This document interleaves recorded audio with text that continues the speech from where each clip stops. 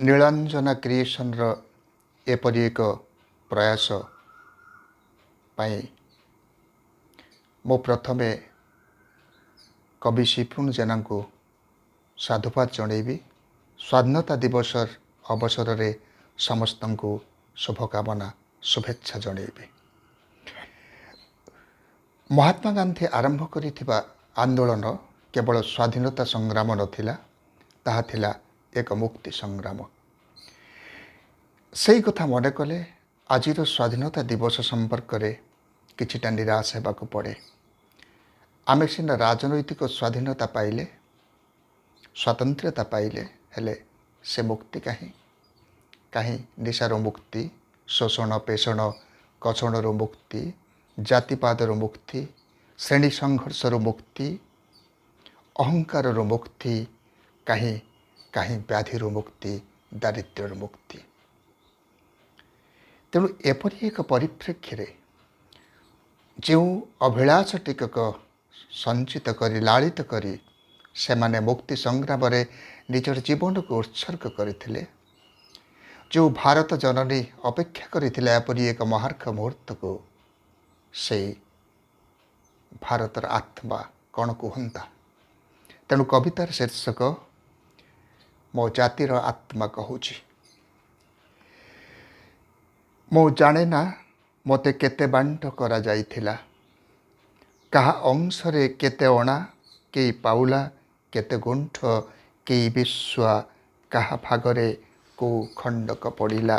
ମୁଁ ଜାଣେ ନା ମୋତେ କେତେ ବାଣ୍ଟ କରାଯାଇଥିଲା।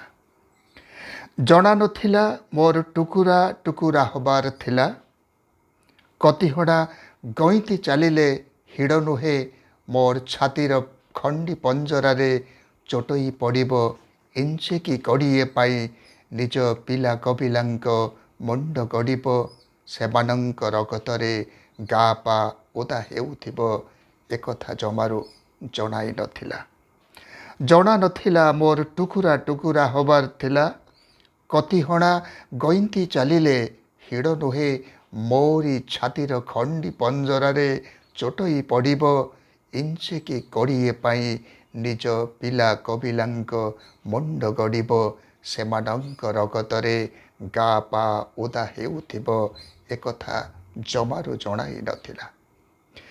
ମୁଁ ସମାଧିସ୍ଥ ଉଇ ହୁଙ୍କା ହେଲି, ମୁଁ ସମାଧିସ୍ଥ ଉଇ ହୁଙ୍କା ହେଲି, ବୁଝିପାରିଲିନି ମୋ ନିର୍ମାଣର ଶ୍ରମିକମାନେ କିଏ କିଏ ଜୁଳୁଜୁଳିଆ ଓ କିଏ ଡେଣା ଲଗେଇ ଝଡ଼ି ପୋକ ହେଇ ମୋ ଭିତରୁ ଉଡ଼ିଗଲେ।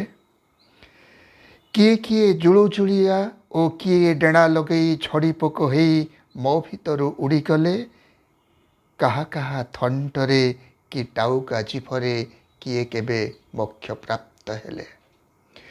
ମୁଁ ନିଜକୁ ଚିପୁଡ଼ି ନାଭିରୁ ନଭକୁ ଖେପିଲି ସଂଯୋଜନାର ତାରକସି।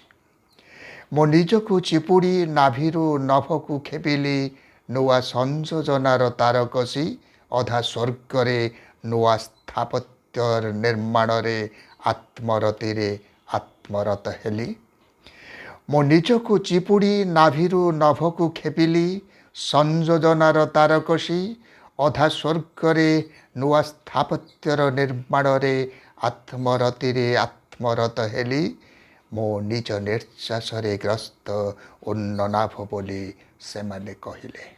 ମୋ ନିଜ ନିଶ୍ୱାସରେ ଗ୍ରସ୍ତ ଉନ୍ନନାଭ ବୋଲି ସେମାନେ କହିଲେ। ମୁଁ ଯେବେ ଜଳିବା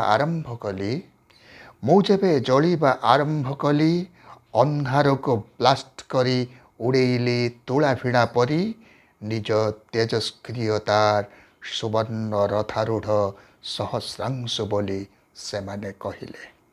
ମୁଁ ଯେବେ ଜଳିବା ଆରମ୍ଭ କଲି, ଅନ୍ଧାରକୁ ବ୍ଲାଷ୍ଟ କରି ଉଡ଼େଇଲି ତୁଳା ଭିଣା ପରି, ନିଜ ତେଜସ୍କ୍ରିୟତାର ସୁବର୍ଣ୍ଣ ରଥାରୂଢ଼ ସହସ୍ରାଂଶୁ ବୋଲି ସେମାନେ କହିଲେ।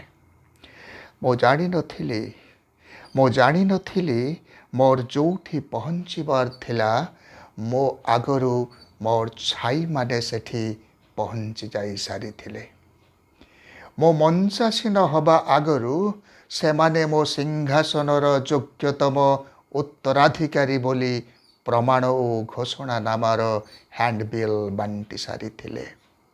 ମୋ ମଞ୍ଚାସୀନ ହେବା ଆଗରୁ ସେମାନେ ମୋ ସିଂହାସନର ଯୋଗ୍ୟତମ ଉତ୍ତରାଧିକାରୀ ବୋଲି ପ୍ରମାଣ ଓ ଘୋଷଣା ନାମର ହ୍ୟାଣ୍ଡବିଲ୍ ବାଣ୍ଟି ସାରିଥିଲେ। ମୋ ଛାଡ଼ି ଆସିଥିବା ଅନ୍ଧାର ତାଙ୍କର ଆଶ୍ରୟ ଥିଲା। ମୋ ଛାଡ଼ି ଆସିଥିବା ଅନ୍ଧାର ତାଙ୍କର ଆଶ୍ରୟ ଥିଲା। ମୋ ଜାଳି ଦେଇ ଯାଉଥିବା ଆଲୁଅ ଟିକକ ସେମାନଙ୍କୁ ପୁଷ୍ଟ କରୁ ବୋଲି ସିଂହାସନ ଛାଡ଼ି କୁଶାସନରେ ଆଉ ଥରେ ହୁଙ୍କା ହେଇ ମୋତେ ଯୁଗାନ୍ତରକୁ ଅପେକ୍ଷା କରିବାର ଥିଲା। ମୁଁ ଛାଡ଼ି ଆସିଥିବା ଅନ୍ଧାର ତାଙ୍କର ଆଶ୍ରୟ ଥିଲା।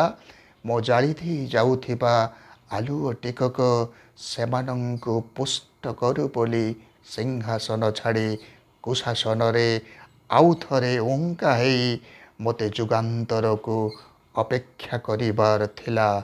ଆଉ ଥରେ ଓ ଆଉ ଥରେ ଏପରି ଭାବରେ, ଆଉ ଥରେ ଏପରି ଭାବରେ।